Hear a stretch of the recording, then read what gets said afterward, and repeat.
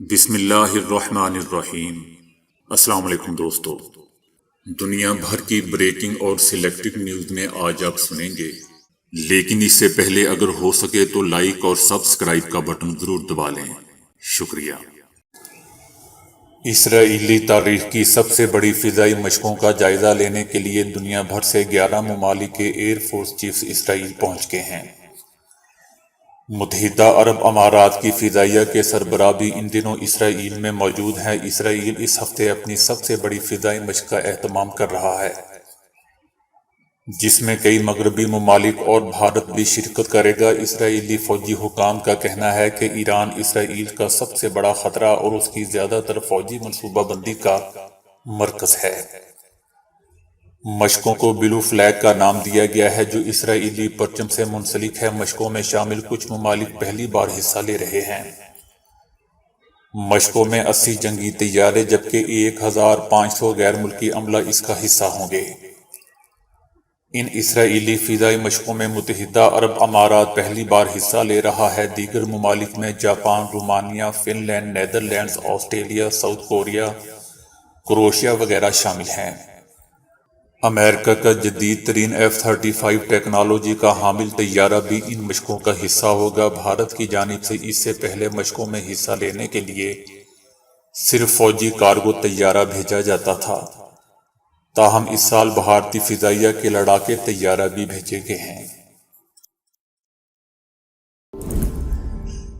ایک نوجوان نے دوزخ کا ذکر سنا اور کپڑے اتارے اور جا کر ریت پر لیٹ گیا اور تڑپنے لگا اور کہنے لگا، اے نفس دیکھ دوزخ کی آگ، یہ ریت کی آگ برداشت نہیں، دوزخ کی آگ کیسے برداشت کرے گا؟ رات کو مردار بن کر ساری رات سوتا ہے اور دن کو بیکار پھرتا ہے، تیرا کیا بنے گا؟ حضور اکرم صلی اللہ علیہ وآلہ وسلم یہ سارا منظر دیکھ رہے تھے اور فرمایا، ادھر آ، تجھے خوشخبری سناؤں۔ تیرے لیے آسمان کے سارے دروازے کھول دیے گئے ہیں اور اللہ خوش ہو رہا ہے اور اپنے فرشتوں سے کہہ رہا ہے کہ دیکھو میرا بندہ ایسا ہوتا ہے۔ ایک نئی تحقیق میں ثابت ہوا ہے کہ بچوں کا مختلف مدافعتی رد عمل انہیں کورونا کی شدت سے بچاتا ہے۔ بالغ افراد کے مقابلے میں بچوں کا کورونا کے حوالے سے مدافعتی رد عمل مختلف ہوتا ہے۔ اس مقصد کے لیے کورونا سے متاثر بالغ افراد اور بچوں کے خون کے نمونوں کا تجزیہ کیا گیا۔ ماہرین نے دریافت کیا کہ اس کورونا سے متاثر بچوں کے اندر کورونا ناکارہ بنانے والی اینٹی باڈیز اور دیگر اقدام کی اینٹی باڈیز بننے کی سطح بالغ افراد کے مقابلے میں بہت ہی کم ہوتی ہیں۔ نیوزی لینڈ میں زینا علی پولیس فورس کی پہلی باحجاب افسر قرار دے دی گئی ہے۔ 2019 میں نیوزی لینڈ کے شہر کرائسٹ چرچ کی مساجد کے واقعہ پر زینا علی نے وہاں مقیم مسلمانوں کی مدد کے لیے پولیس فورس میں شمولیت اختیار کی تھی۔ زینا علی نے کہا کہ مسلمانوں، خاص طور پر خواتین کی نمائندگی کرنے اور حجاب پہننے پر فخر ہے۔ برطانیہ وورسٹرشائر میں اپنے گھر میں اکیلی رہنے والی 91 سالہ خاتون گرنے کے بعد مکمل طور پر حرکت کے قابل نہ رہی اور 2 دن تک قریبی گملے کی مٹی کھا کر اپنی بھوک مٹا کر زندہ رہی۔ انہیں ایک بس ڈرائیور نے دیکھا اور ان کی جان بچائی، کیونکہ وہ چند گھنٹوں میں لقمہ اجل بن سکتی تھی۔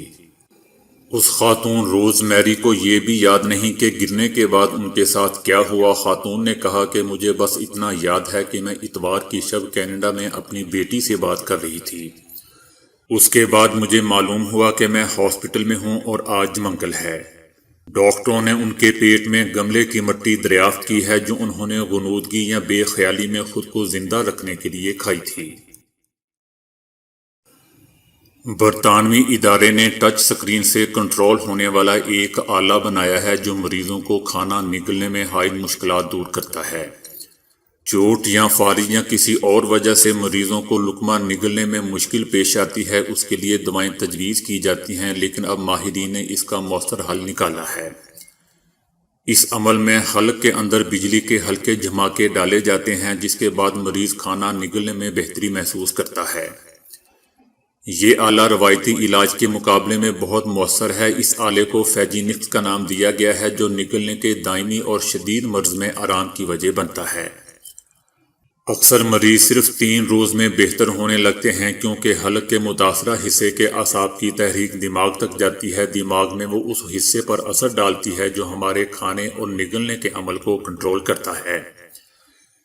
اس کے بعد مریض آرام سے کھانے لگتا ہے اور اسے غذائی نالی کی بھی ضرورت نہیں رہتی۔ اس ضمن میں برطانوی یونیورسٹی سے ملحق کئی ہسپتالوں میں آزمایا گیا ہے اور کل 255 مریضوں میں آزمائش کی گئی ہے۔ اس کے علاوہ جرمنی اور آسٹریلیا میں بھی ایسے مریضوں کو لگایا گیا جو 5 مختلف اعصابی عارضوں کی وجہ سے کھانے پینے میں شدید تکلیف محسوس کر۔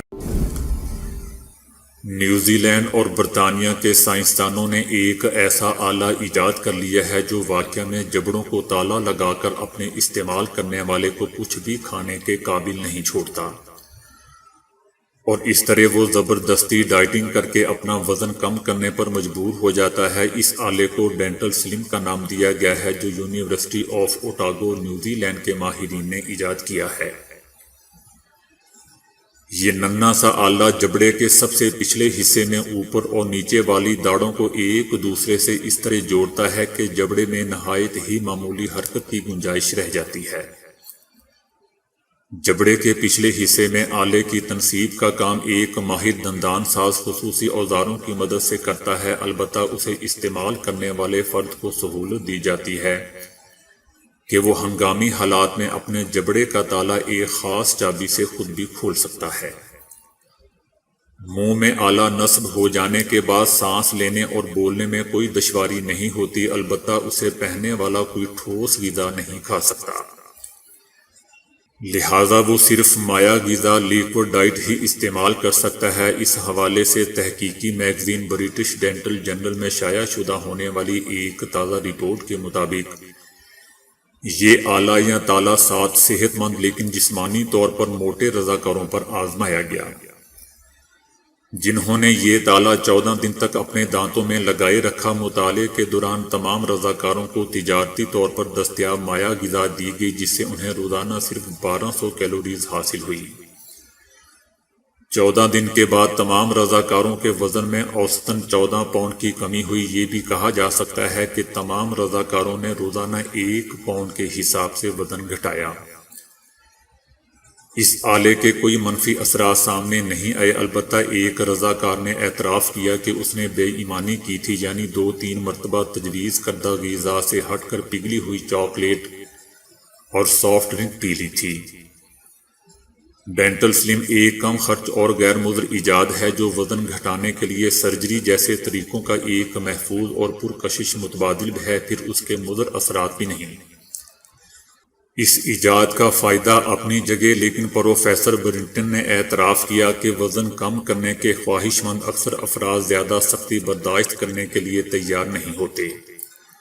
نتیجتاً انہیں بظاہر اپنی بھرپور کوششوں کے بعد بھی مطلوبہ نتائج حاصل نہیں ہوتے۔ اگر آپ واقعی اپنا وزن گھٹانے میں سنجیدہ ہیں تو پھر اس آلے کے ساتھ چند دن کی تکلیف آپ کو برداشت کرنا ہوگی، پروفیسر برنٹن نے ہنستے ہوئے کہا۔ برطانیہ کی ایک غیر سرکاری تنظیم اوکسفیم کے مطابق گزشتہ برس دنیا بھر میں بھوک میں اضافہ ہوا اور اس سے قحط جیسے حالات میں رہنے والے افراد کی تعداد میں 2019 کے مقابلے میں 6 گنا بڑھ گیا۔ کورونا کی وبا کے باعث دنیا بھر میں ہونے والے تنازعات اور موسمیاتی تبدیلیوں کے اثرات بڑھ گئے ہیں۔ ایک بیان میں تنظیم کا کہنا تھا کہ کورونا کی وبا کے آغاز سے دنیا بھر میں موجود کمزور کمیونٹیز واضح پیغام بھیج رہی ہیں، اور وہ یہ ہے کہ کورونا سے پہلے بھوک ہمیں مار دے گی۔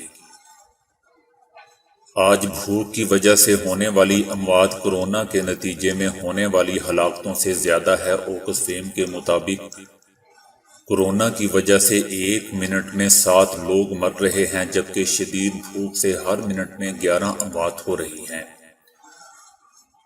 اوکسفیم کا کہنا ہے کہ یمن، وسطی افریقہ، افغانستان، جنوبی سوڈان، وینزویلا اور شام وہ ممالک ہیں جہاں معاشی مسائل اور کورونا کی وجہ سے پہلے سے موجود خوراک کا بحران بڑھ گیا ہے۔ بڑے پیمانے پر بے روزگاری اور کھانے کی پیداوار کے شدید متاثر ہونے سے دنیا بھر میں کھانے کی قیمتوں میں 40% اضافہ ہوا ہے۔